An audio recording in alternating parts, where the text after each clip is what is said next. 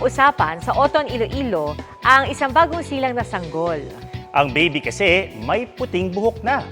Wala naman daw komplikasyon sa pagbubuntis o sa panganak ng ina kaya laking gulat daw nila nang makitang may puting buhok na ang sanggol. Ayon sa isang doktor, posibleng scoliosis ang kondisyon ng bata o ang pagkakaroon ng puting buhok sa ulo dahil sa kakulangan ng melanin. Posible rin daw na namanan niya ito.